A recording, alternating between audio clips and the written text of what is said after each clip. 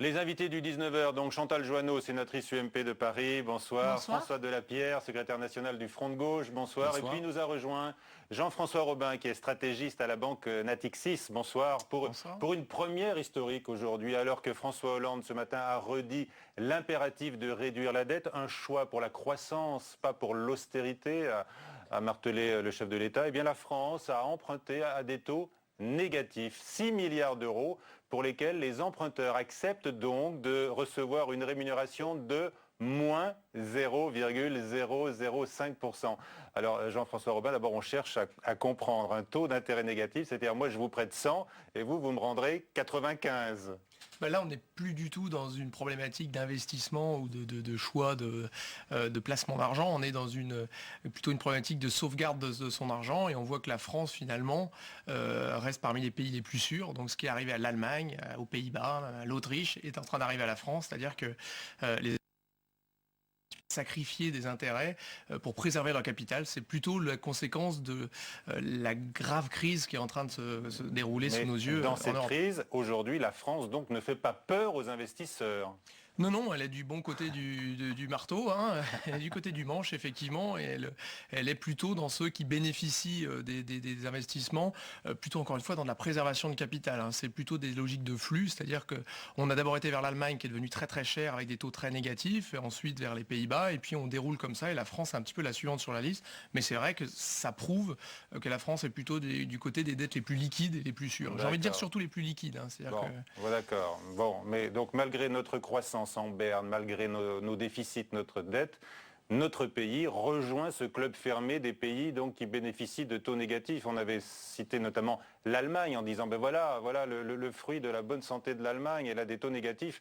Elle n'est plus la seule, la France aussi. Il faut remercier deux pays, l'Allemagne qui est devenue trop chère, donc on cherche une alternative un petit peu moins chère, et puis il faut sans doute remercier aussi les Espagnols qui sont en train de faire très peur à tous les marchés financiers, et du coup on ne va plus acheter de titres espagnols, plus de titres italiens, et on va vers des titres qui seraient susceptibles de pas trop faire perdre d'argent, même si la zone euro devait exploser quelque part. D'accord. On rappelle que l'Espagne emprunte aujourd'hui à plus de 7%. Hein. Est-ce que selon vous les marchés sont rassurés par ailleurs par les mesures d'austérité qui ont été annoncées par le gouvernement? Je pense à la pression fiscale accrue et puis à la réduction des dépenses publiques. Je crois que les marchés sont surtout très très inquiets de la situation de la zone euro dans son ensemble et qu'on n'accorde pas tellement d'importance à ce qui est en train de se décider en France. C'est moins le franco-français qui prime que le contexte global européen où on est sans doute au moment le plus grave de cette crise souveraine finalement. Et c'est l'inquiétude générale qui explique sans doute les taux d'intérêt français, pas tellement les mesures sur les décrets ici. D'accord. Alors vos réactions, Chantal Joanneau, François Delapierre. Chantal Joanneau, on a l'impression donc, c'est un fait objectif, que la France s'enrichit en s'endettant. C'est une grande première historique.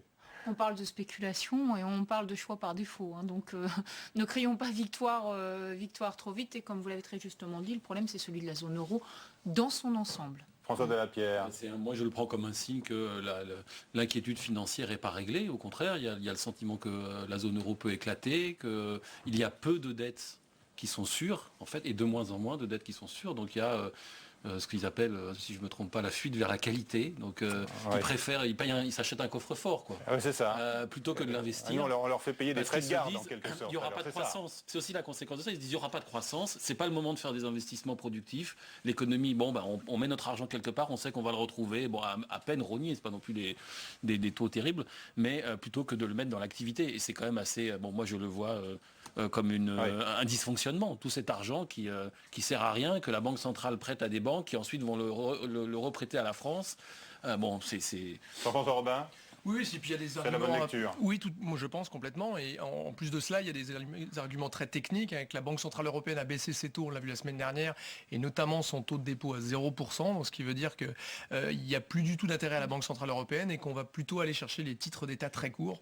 Allez, à l'instar de ce qui vient de se passer. Allez, le sommet social. Donc François Hollande a clairement dit ce matin qu'il fallait faire évoluer notre modèle social pour mieux le garantir. Comment est-ce que vous recevez ce postulat d'abord, Chantal Joanneau? Faire évoluer notre modèle social, c'est le président Hollande qui le dit. On ne va pas le condamner par avant, ça ne sert à rien, mais simplement cette volonté systématique de dire que tout ce qui s'est fait avant était forcément mauvais et qu'on va tout révolutionner, que ce sera mieux après, soyons un peu modestes et prudents. J'aime pas cette manière de toujours dire que tout ce qui a été fait avant était mauvais et n'a conduit à rien. Voilà, donc j'attends surtout de voir les résultats. Qui se veut effectivement en rupture avec la rupture, ce qui ressemblait, dit-on, à la négociation sociale avant. Attendons de voir les résultats et malheureusement, effectivement, les résultats dans un an, je ne suis pas sûre que nous ayons un an. Faire évoluer notre modèle social, est-ce que c'est une formule qui vous fait peur? Moi, je suis d'abord content qu'il ait renoncé à une des choses qu'il avait annoncées dans sa campagne, c'est que le résultat de la négociation sociale aurait plus de valeur que la loi.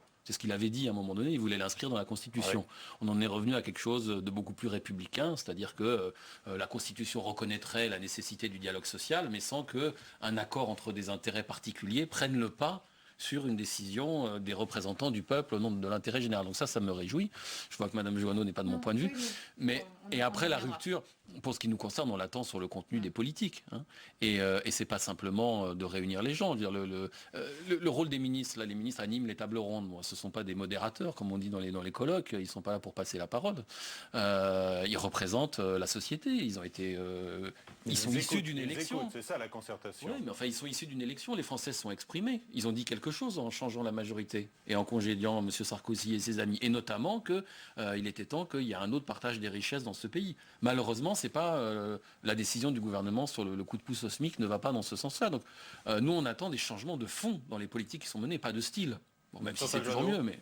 Non, un élément, parce que sur la négociation sociale, moi j'ai toujours été favorable à ce que la négociation sociale, quand elle est unanime, quand elle est par consensus, puisse l'emporter sur un acte réglementaire ou une loi. C'est ce qu'on avait porté d'ailleurs sur le Grenelle de l'environnement. Je crois beaucoup à cette méthode, beaucoup. Et c'est ce qu'on a essayé de faire avec le Grenelle de l'environnement, ça a très bien marché. Donc sur la méthode, moi je suis plutôt favorable au contraire à ce que quand il y a un consensus, mais un vrai consensus, évidemment, hein, ce n'est pas un rapport de force, que ça puisse l'emporter sur la loi ou le règlement. Parce que quand ça revient vers la loi, en général, chacun y va aussi de ses intérêts particuliers et modifie la loi dans son sens. Quelles sont les mesures concrètes que vous aimeriez voir prises aujourd'hui pour le Front de gauche, par exemple? On parle beaucoup donc du dialogue social. Parce que pour l'instant, les interventions, c'est surtout sur la méthode. Une des manières de garantir le dialogue social, c'est de donner des droits nouveaux aux salariés.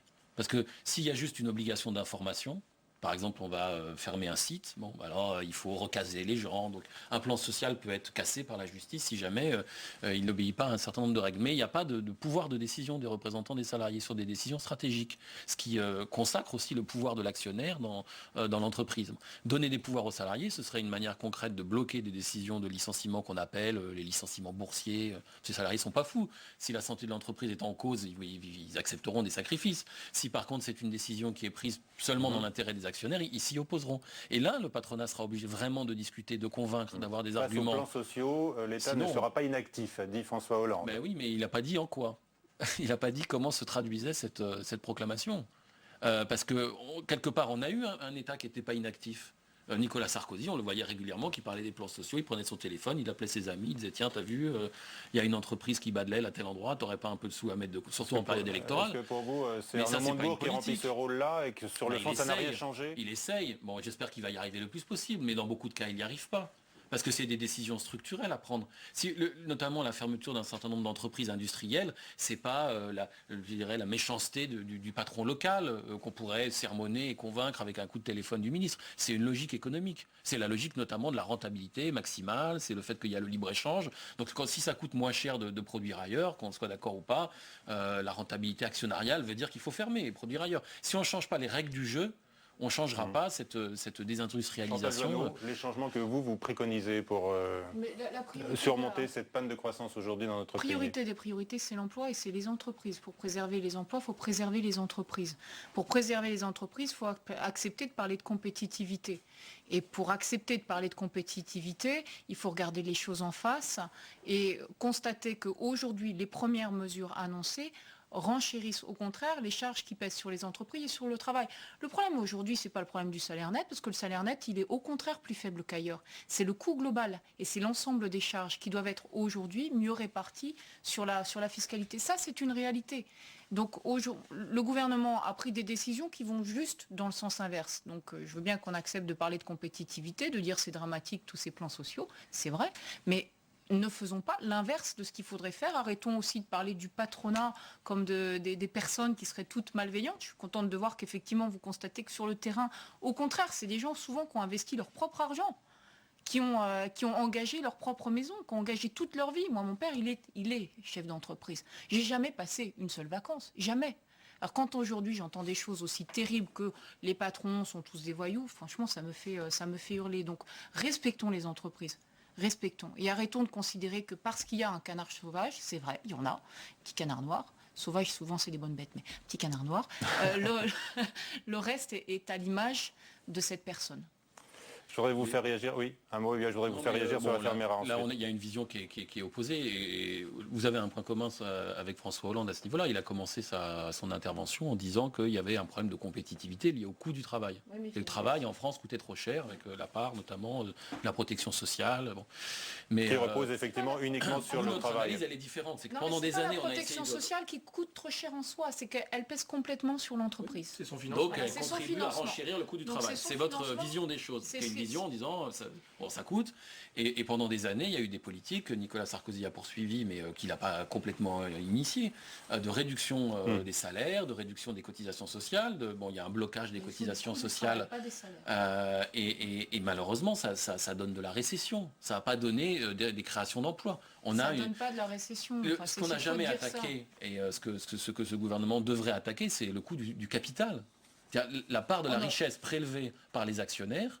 Là, je ne parle pas du cas du petit patron qui met son propre argent. Je parle de l'actionnaire qui a investi dans une entreprise et qui veut toujours plus et à qui on dit bah oui, c'est normal, il n'y a pas de limite.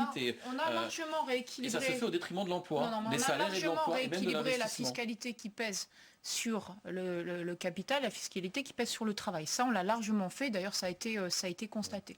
Après, je suis d'accord avec vous. Le drame aujourd'hui des entreprises, non, mais il est largement. Ça a été rééquilibré sur bien des points. On peut les reprendre les uns après les autres. Mais après, le vrai drame aujourd'hui, c'est qu'effectivement, beaucoup de directions industrielles sont en fait des directions financières. Et que l'argument financier, c'est pareil dans les banques, que les banques vont vous conseiller sur des orientations industrielles alors qu'elles n'en ont nullement la compétence. J'aimerais vous poser une question enfin sur l'affaire Mera. Est-ce que vous êtes choqué par la diffusion des conversations lors du siège de Toulouse, on en a parlé au début du journal, ou est intéressé par ce qu'elle révèle de l'action des services de renseignement ? Comment ces services ont été déjoués par le terroriste ? On s'en rend compte en lisant encore Le Monde ce soir qui publie votre verbatim. À l'égard des victimes, dans un pays qui malheureusement doit faire face à une hausse des actes antisémites, cette mise en scène qui est peut-être faite pour rattraper des retards de la chienne en cause n'est pas très glorieuse. Malheureusement, c'est comme ça depuis le début, c'est qu'il y a une forme de spectacularisation de Mera, de cette affaire, qui est une erreur. Parce que c'est ce que recherchent les terroristes. Mais c'était le cas aussi pendant l'intervention. C'est un système un peu médiatique et politique qui veut... c'est un rebondissement, un nouvel épisode du feuilleton, comme on dit, le feuilleton Mera. C'est triste que l'actualité soit traitée à ce tamis-là, mais ça ne me surprend guère. Merci à tous les deux. Ce qui va vous suivre va vous intéresser, François Delapierre. Plutôt que de s'intéresser à la conférence sociale, qui ne sera pas difficile pour le MEDEF, selon lui, il faudrait s'intéresser à la rentrée sociale. C'est l'avis d'Olivier Besancenot, qui a ses propres soucis. Le NPA, en effet, traverse une crise.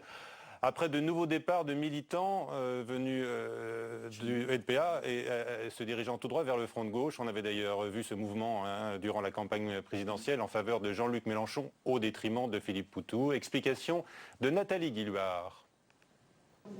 Le nouveau parti anticapitaliste est en crise. Le courant de la gauche anticapitaliste composante du NPA a décidé de quitter le parti ce week-end pour rejoindre le front de gauche.